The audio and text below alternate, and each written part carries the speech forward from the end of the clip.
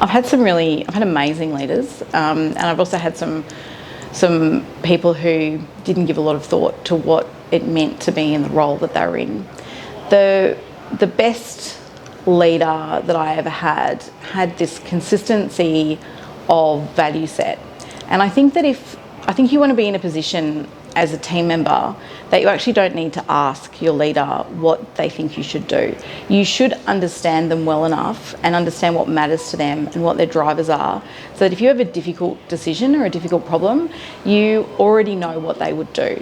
And so I've had two leaders, one very indirectly. I was part of a company that was led by a very powerful personality, and he was quite divisive. People loved him and hated him. I thought he was wonderful because I always knew what he would want me to do. Even though I was 3 or 4 levels down below him, I was able to say, well, what would that person think was the right outcome here? And his vision was just so clear, and what mattered to him was so clear. And that was the first example that I had of that kind of powerful leadership. And that was at the CEO of a company. I had a manager when I was a teenager working in a retail store, and he was actually quite the same. I would know what mattered to him. Given a choice between tidying a shelf and serving a customer, what came first? Always the customer, never anything else, And so that's a vision. That's a vision, and that's values. What really matters to me as a leader, what really matters to us as a company, and everyone in your team should know what that is.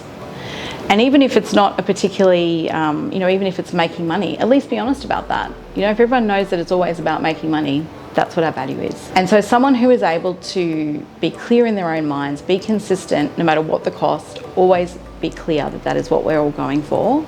That's why you're here, that's why I'm here, that's what matters. That's what it always comes down to. That is really leading. Creating that vision and then trusting your people to deliver on that vision and then giving them the room to move. That is how you get the best out of the people who are in the team, and that is how you collectively pull together in the same direction.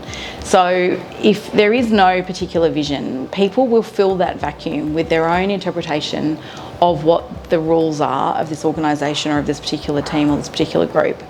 And they will always fill a vacuum. We're human animals, we're social animals.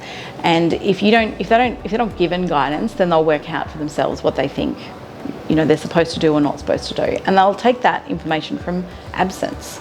If there's no warmth from their leadership, then warmth is not required of them towards people who are below them. If there's no kind of compassion from their leadership, just an absence of compassion, then there's none required of them, so they won't pass that on. If clients are, outwardly valued but internally taken advantage of, that's the value. If that's what they think is happening, then that's what they'll do themselves.